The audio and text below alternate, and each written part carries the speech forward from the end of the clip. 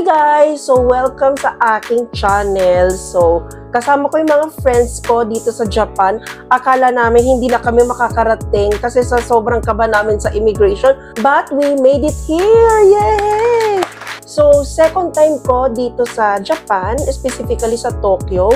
But this time, kasama ko yung friends ko and gusto ko na pasalamatan si Ains na pumunta dito para samahan kami sa tour. So, she's a teacher in Japan. So, a good friend of ours. Tama ba yung English ko? So, basta yon, friend namin siya na sobrang close and sobrang ganda. Thank you, girl, for coming with us. After namin mag-check-in, mag-ayos, punta na kami ng Asakusa. First stop namin ay dito sa Nakamisidori and Sensoji Temple. So, grabe, napakainit. Kaya naman, kukain ako nito ice cream na vanilla. Tikman natin kung masarap. Sarap. Creamy. Love it. It reminds me of something. Charot. Ang Nakamisidori ay isa sa mga pinakalumang shopping center sa Japan. Sinasabi sa history na ang Nakamisidori ay nagsimula noong panahon ng Edo period, mga bandang 17th century. Nagsimula ang Nakamisidori nung pinahintulutan ng namamahalang warlord ang mga tao doon na magtayo ng mga tindahan malapit sa templo. Pwede kayong bumili ng mga souvenir at pagkain. Sa kabuuan, mayroong 89 stalls ang Nakamisidori. Sila ay bukas mula 9 AM at karamihan sa kanila ay nagsasara ng 6 PM. After 8 years, nakabalik din ako sa Sensoji Temple. Grabe ang init, guys! Oh, kaya may ganito ako. Pero talo pa rin siya ng fan na malaki. Oo nga, talo nga. Diba? Wala pa nama to, Jisoo Life. Wala ka. Ito pa rin. Oh. So tara, libutin natin yung temple. Ang Sensoji Temple ay sinasabing pinakalumang templo sa Tokyo. Itinayo ang Sensoji Temple para kay Kanon Bodhisattva. Sa pangalan pa lang na Bodhisattva, masasabi natin na ito ay isang Buddhist temple. Ayon sa alamat, natagpuan ng dalawang mangingisda ang estatwa ni Kanon sa ilog ng Sumida. Ang pinuno ng village ng dalawang mangingisda ay nalaman kung gaano kabanal ang estatwa. Kaya naman napag-isipan ng pinuno ng village na gawing simbahan o sambahan ang kanyang bahay. Ang unang templo ay itinayo noong panahon ng Tokugawa period. Sa kasamaang palad, nasira ang templo noong World War II. Matapos ang World War II, ipinatayo muli ito at ang templo ay naging simbolo ng muling pagsilang at kapayapaan ng mga Hapones. Isa sa mga pwede ninyong gawin sa temple ay malaman ang iyong kapalaran sa pamamagitan ng omikuji paper. Magbabayad ka ng 100 yen at ihulog mo yon. Pagkatapos, aalugin mo yung kahon. Pagkatapos, may lalabas na stick. May makikita kang symbol sa stick. Hanapin mo yung box na may kaparehas na symbol. Pagkatapos, kumuha ka ng papel at malalaman mo ang iyong kapalaran. Dalawa ang makukuha mo, maaring daikichi o good luck at daikyu o bad luck. Kung gusto mo mangyari ang kapalaran na nabunot mo, pwede mong iuwi yung papel. Pero kung ayaw mo naman mangyari sa'yo o hindi good luck, itali mo yung papel. Bago daw pumasok sa temple, kailangan muna mag-wash ng hands to purify and ma-cleanse ang soul and yung pagkatao mo. Hands lang naman ang requirement na hugasan. Hindi naman kailangan buong katawan. Pero kung sobrang nainitan ka naman, pwede na naman maligo kasi nakakahiya. Ganito yung pagdadasal sa temple na nakita ko. Maghuhulog ka ng barya, yung may butas, 5 yen yon. Pagkatapos, papalakpak ka ng 2 beses. Tinaas ko lang yung braso ko para may pakita ko sa inyo na pumapalakpak ako. Pero hindi dapat itaas yung braso ninyo. Wala tayo sa hep hep hooray. Pagkatapos, ikaw ay tatango ng 1 beses. Kararating lang namin. Grabe, nakakapagod maglakad dito sa Japan. Nakaka-burn ng calories. See you sa next day namin.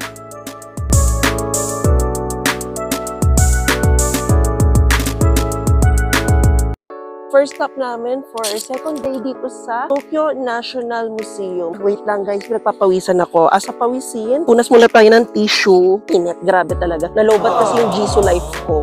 Charge muna. Tis muna, punas-punas. So, yung pupunta naming museum, it is the largest national museum sa buong Japan. Ito yata yung pinakamalaking art museum din sa buong Japan. Of course, as a history lover talaga. Hindi Mahilig talaga ako pumunta sa museum. Of course, doon yung pinifeed yung mind ko na mga kaalaman. Ay, kala mo naman talaga pinifeed. Pwede iba na lang i-feed. Char!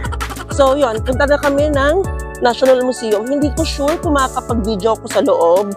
Kung hindi ako makapag-video sa loob, pakita ko na lang yung mga snapshot, tama ba? Or pictures ng mga arts nila. Kasi hindi natin sure kung makakapag-video ako sa loob. By the way guys, may entrance fee na 1,000 yen ang Tokyo National Museum. So this is regular exhibition. Kung gusto niyo ng, ano yan yung isa guys? Special exhibition, magkano ba? 2,100 yen. So another payment yon. So tinanong ko nga pala yung isa sa mga staff ng museum. Unfortunately, hindi ako makakapag-video sa loob. So for that, I'll just show you some of the pictures na lang ng mga art pieces sa loob.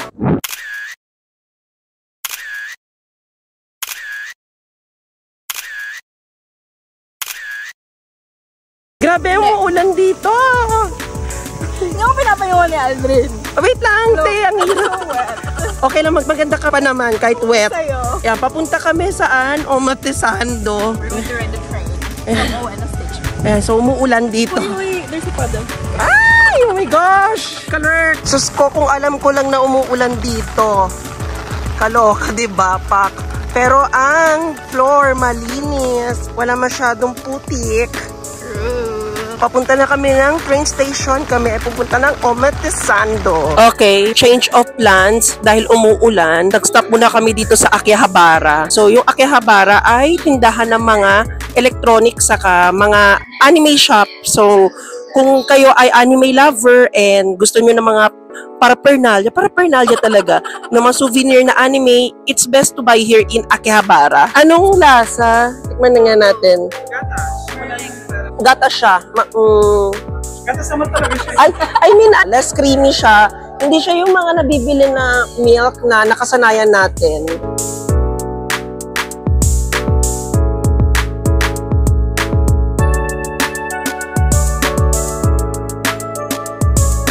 Hi sa mga fans ko. Salamat sa inyo sa pagmamahal ninyo sa akin. Kung hindi dahil sa inyo, baka hindi ako motivated maging vlogger. So, hi fans! Thank you! Love you!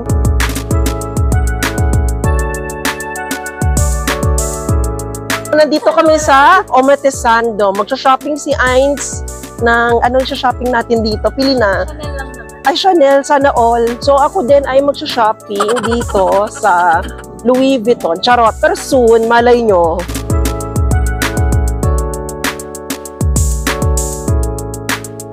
Nandito kami sa Harajuku. So, kung mahilig kayo sa mga cutie na mga items, sa mga ukay-ukay, sa mga aesthetic na cafe, and sa mga fashion. So, ito yung magandang puntahan ninyo, yung Harajuku. Ganda dito, oh. Parang laruan. Parang siyang yung sa mga shooting na, ano yun? Yung mga tinatayo lang sa shooting na mga places. Di ba ang ganda?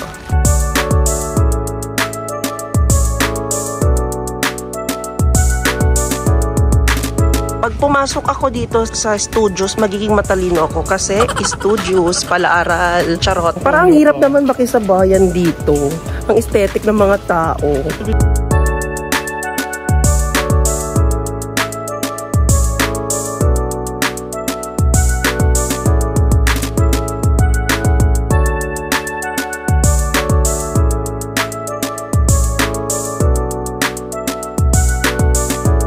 Nandito tayo, isa sa mga iconic na pasyalan dito sa Tokyo, yung estatwa ni Hachiko. Paano ba yung kwento ng aso ni Hachiko? Aso si Hachiko, hindi siya aso ni Hachiko. Ay, sorry. Aso siya nung professor. Tapos, ano nangyari ulit doon? Namatay yung professor pero hinintay siya ni Hachiko sa train station. Nang ilang araw hanggang siya namatayan na siya. Yun yung pinapakita yung ang importance ng loyalty. So, dapat kayo loyal kayo, lalo na kayo sa mga partner. Ganyan yung sa Hachiko, loyal.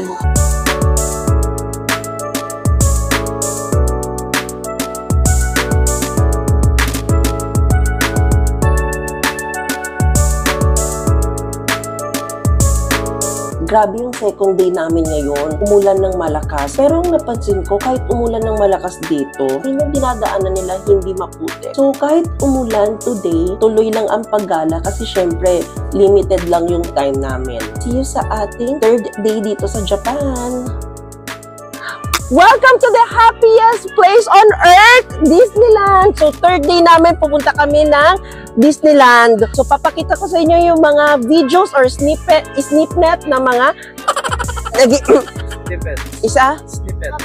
Okay, papakita ko sa inyo yung mga videos or snippets ng mga... Snippets, okay.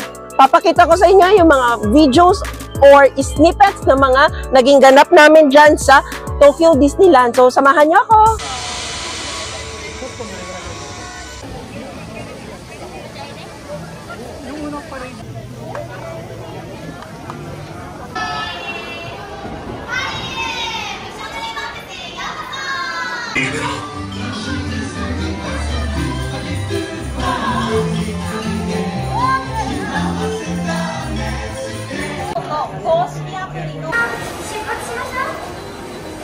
Peter Pan ride! Ay! Parang lumilipad ako. Ganda! Glowing in the dark, guys! Parang ako nasa sky. Si ate mo, Wendy! Nandito na kami sa ship, guys! Lagot ka, Captain Morgan! Hindi ko sure kung si Captain Morgan ba yun. Si Peter Pan and yung friends niya. Pasok na kami sa Haunted Mansion. Sana hindi siya nakakatakot. Grabe, nakakatakot naman dito. よく見るがいい。この部屋には窓も扉も全くない。慌てても。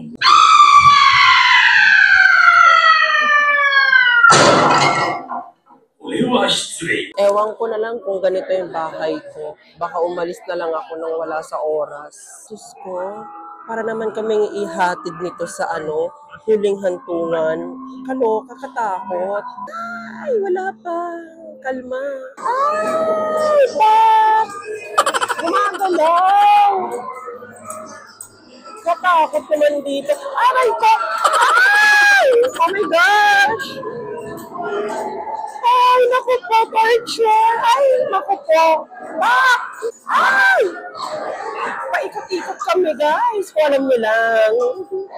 Ali, laro. Love you, guys. Tulungan niyo kami. Nasa dilim kami. So, alam niyo ba, may naalala ko sa cruise na to, yung Vapor Estribor sa nobela ni Jose Rizal. Yun yung pinapakita yung social status ng tao na kapag nasa taas ka daw ng vapor, ibig sabihin, yun yung mga elite. Tapos pag nasa baba ka, yun yung mga poor. Wala lang, naalala ko lang siya. Kasi ganito yung peg nung vapor sa, I'm not sure kung Noli Me Tangere or Enfili yun, basta ganun. Noli ba yun yung may vapor estribor? Yung may social status? Ay, nga pala vapor tabo. Nay, tay, mamimiss po kayo. Pasensya na. Kailangan po magtrabaho sa Manila Paandar na po yung vapor.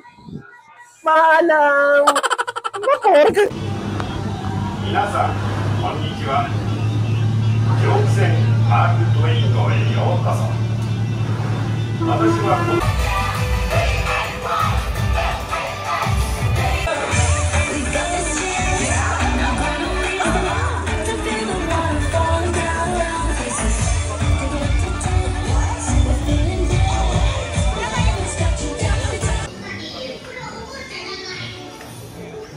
皆さんと私の危険すぎる。アテンション。出発便はセキュリティ検査を受けてください。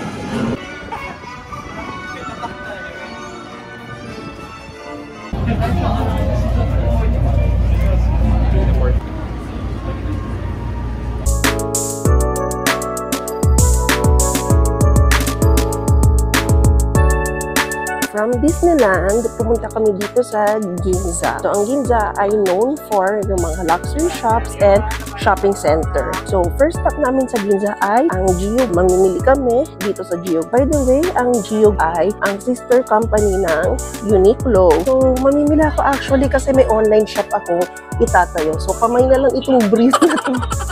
Kung gusto niyo ninyo, kamay na lang po. Charot. So, wait lang, maghanap ako ng mga bibili namin. May mga nag-online selling dito, oh. Mga kababayan ko, nag-online selling. Kailangan daw ng extra income.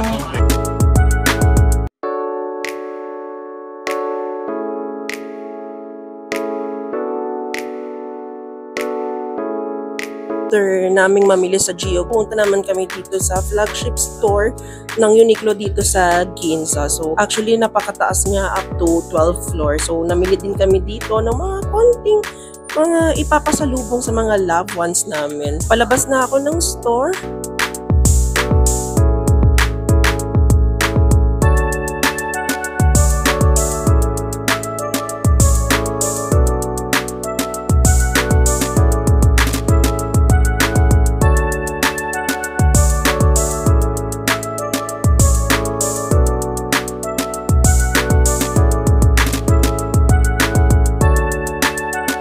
So, mamimili kami dito sa Donkey.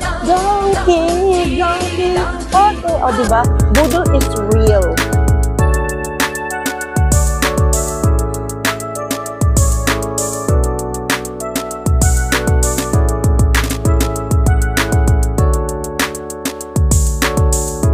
Ano kaya itong mga nakatago na to?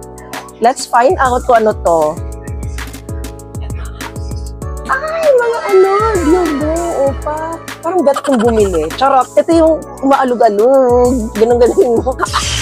Pag ito yung pag nilagay mo, satisfy ang cravings mo sa sex. Parang pag pinutsong mo dito, wala namang tao ko. Ay, manginginig kang ganun sa sarap. Meron din pala sila dito, mga sex toys.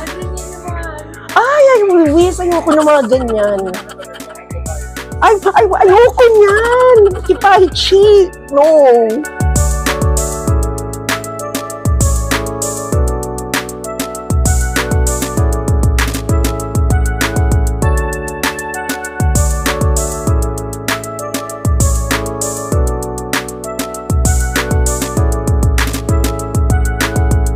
Oh, dahil nangangawit kami, may life hack na nilagay para hindi na matanggal yung parang salon. Tapos nilagyan ng masking tape.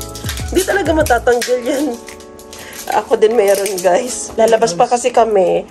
Kahit nakararating lang namin sa bahay kasi magdi-dinner pa kami.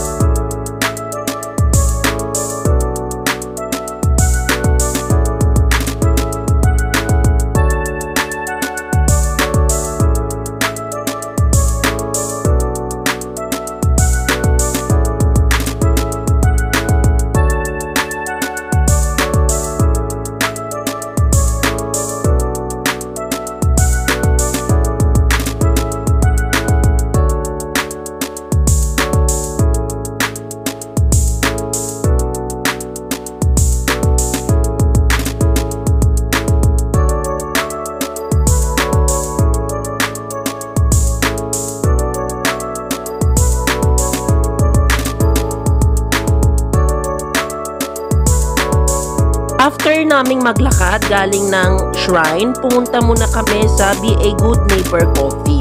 Kasi nakakapagod yung maglakad sa initan. Ang binili ko ay chai latte. In fairness, nagustuhan ko siya at lasa ko yung mga spice na nilagay sa gatas. Bumili din kami ng mochi sa Strawberry Maniac. Ang kinain ko nga pala ay yung mochi na may adzuki bean at strawberry sa ibabaw. Ang masasabi ko ay masarap yung mochi at yung asim ng strawberry ay nagbibigay balance sa tamis no adzuki at sa mochi. Nandito kami ngayon sa Tokyo Sky Tree. Ang ganda ng skyline ng Tokyo, guys. Pinurchase naming ticket dito ay yung 350 meters. Advance booking na yung ginawa namin dito sa Tokyo Sky Tree. Sa Klook app, merong ticket doon. And kasama doon sa ticket na binili namin sa Klook ay may isa kaming free na alcoholic drink sa kanilang cafe. Okay, cheers tayo! Hey, cheers! Hey! Geng, geng, geng! Papakalasing kami dito ng mga kapigil. Char lang. Ito yung free alcoholic drink namin na kasama sa inclusion na binili namin na ticket. So, tikman natin. Sarap! In fairness hindi matapang yung drink nila. Kasi hindi katulad sa iba, pag alcoholic drink talaga, lasa mo talaga yung alcohol. Ito, tamang-tama lang siya, guys. And yung tamis, tama lang din sa akin.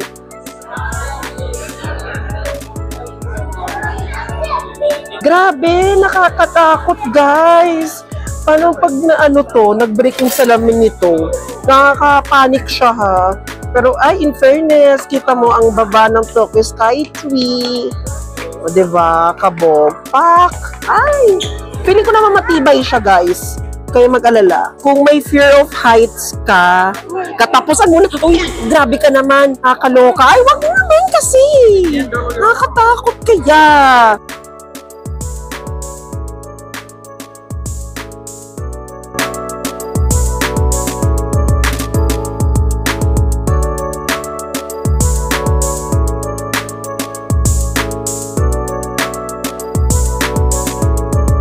Babalik na kami sa Manila, back to reality. Nag-enjoy kami sa trip namin sa Japan. And hopefully makabalik kami soon kasi medyo bitin siya. Manifest natin na alam nyo na ang gagawin nyo, guys. Subscribe, like the video, and hit the notification bell. And follow my social media account. So, yun lang, guys. Bye! Love you all!